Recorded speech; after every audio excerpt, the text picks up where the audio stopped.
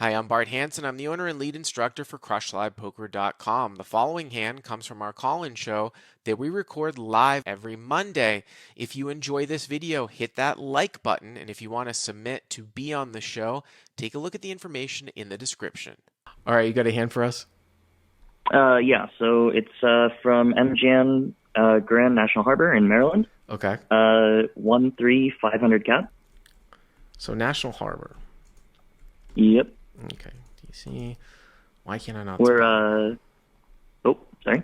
1-3-500 cap, right? Mm-hmm. Okay. So we're 335 effective with the main villain. 335. By the way, this is an interesting hand, or people can learn from this hand. This is why I was sort of going into the mindset that the last call was like, oh, we've got this nice hand coming up, and then we had that pretty wild one. So 335 effective. Okay, yep. Yep. Yep. Yep. So we're playing seven-handed. It's same as Maryland Live. We started off the under the gun, the hijack, and the cutoff limp. Okay. I'm on the button with 9 of hearts, 9 of diamonds, and I raised to 15.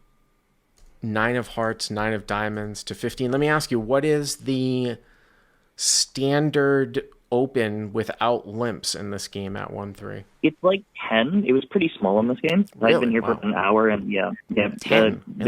People, pretty small. But even if it's 10, though, like I mean, even if it's 10 and you add like a big blind per limp, 1, 2, 3, it's just a little bit on the small side, I feel like. And nines are not going to be the easiest hand to play, too, because you're inherently going to get overcards that are going to come to it. So, I mean, I would tend to juice this up for a number of reasons, larger in this scenario. Sure. But okay, you make it 15. I mean, you're pretty much going to get everybody to call, right? So I had raised to 15 again over like multiple livers, like a few hands prior, and I got all folds. So I didn't think. Really? Wow. Again, okay. just based on this. Just based on this particular hand, I was pretty surprised at what happened. So the big blind ended up calling, and then all 3 limbers called, which I guess maybe is more standard, but it felt a little bit weird, based on how the table had been playing. So you get 4 callers, so it's 5 ways. So 5 it's ways. 75. Yep. So okay. Not a good scenario with nines. Uh-huh. But so then the flop comes. So there's 70-ish in the pot.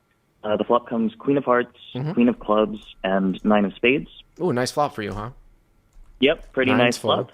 9's full, and you're going to think that a lot of these guys are going to be playing offsuit broadways. I mean, this is great, right? This is much better than, you having pocket 4s and the board coming out like 7-4-4.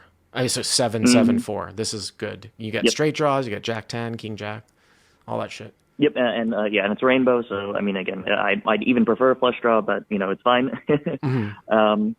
So it checks to me, and I end up betting 25. I just think multi-way. If I'm betting at all, it's just got to be like a really small sizing. Like I'm representing so few hands. Well, also too, the pot is juiced up, right? Meaning like you start with, you only have 320 left in your stack. It's already 75. So if you get one call, the pot's going to be like 150. And you're going to have 2 pot-sized bets left, so it's very easy to get the money in. I mean, that's fine. So anyway, I bet 25. Next act, the big blind is the only caller, and everyone else folds. So next to act call. So big blind calls, and then all fold out. Now, if you heard what I was talking about from that last caller, what does that usually indicate? Next to act with I think he has Queen X all day. People to his left call, right? Mm-hmm. I mean, he doesn't have to always have Queen X, but when you take a look at the types of hands that somebody might call this board with, maybe occasionally somebody calls with a 9, you already have 2 of the 9s in your hand, right? Mm-hmm. Someone would have to be a pretty poor player to call next to act with like King Jack here, with as a gut shot on a paired board. This is probably going to be Jack 10 or a Queen, pretty much. Well, I mean, it just goes to show you how extreme it gets in these multi-way scenarios. Although this is 1-3, so it could be surprising. Yeah, so it's a little different. But so there's only one caller, so the pot's like 120-ish. So the turn comes the 7 of diamonds. The big blind checks, and I decided to bet 55. All right, so the pot's 150. Big blind checks. Hero bets. It's 120. What's that? The pot's 120, right? Because it was 70 and then 25. I thought there were 5 people in the hand. Excuse me. Yeah, 5 people, and you made it 15 pre, right? Oh, sorry. Yeah, I guess my math was off. Okay, yeah, you're right. So it was 150. The reason why I'm just asking about that, and you bet how much? 55? Yeah, 55. The reason why I'm asking is because you want to get the money in, right? I mean, it would be a disaster if you weren't able to get all the money in. So if you're betting 55 and he calls and the pot's like, 260, and then you have like 235 left. I mean, okay, it's less than I guess you could move all in. I might make this a little bit larger, just to ensure that the money, gets in. On the flip side, you could say, well, I want to try to price him in with Jack 10 too, but okay. Sure.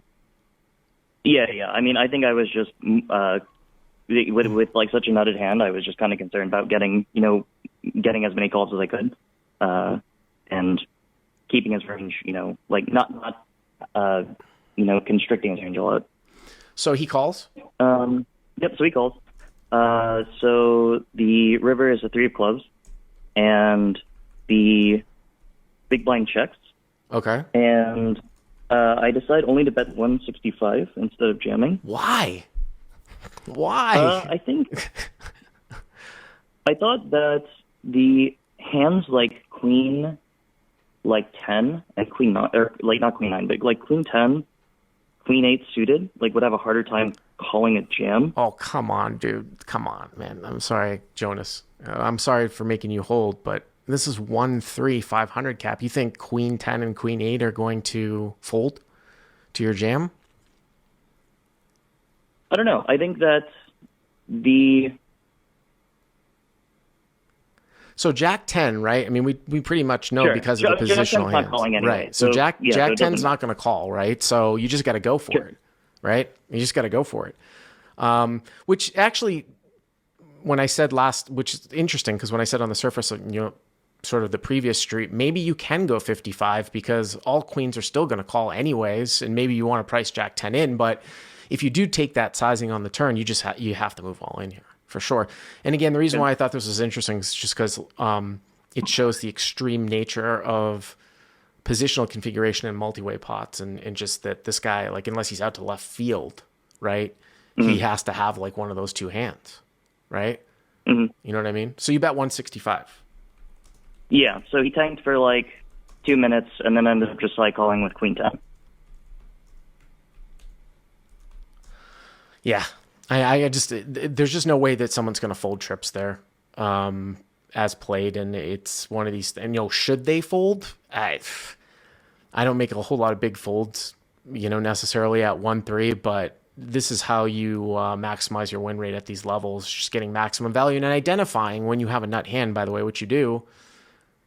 Sure. And for you guys in the chat, they're going to say, he doesn't have the nuts. Queen 9's the nuts. Come on. Use shortcut terminology. The effective nuts here. Since you have the effective nut hand, the way that this hand is played out, and basically that your opponent has either missed or he has a very good second best hand, being trips, then you just have to maximize in these spots. I mean, this kind of just reminds me of like I said, where I cut my teeth at 510 at Commerce, like kind of like a hand like that. Like we'd see this stuff. This was back 2009, 2010, and that's how I was able to, get that extra win rate, is to identify these spots. So I would definitely jam. Your turn sizing might have some merit for the reasons that we talked about, and I appreciate the call. Thank you very much. Thanks for having me on. All right. If you like what you've seen here, please hit the subscribe button. And if you enjoyed this call-in hand, hit the like button down below. To check out crushlivepoker.com, click on the link in the description. Use the code YTA300 to get the first 30 days for free.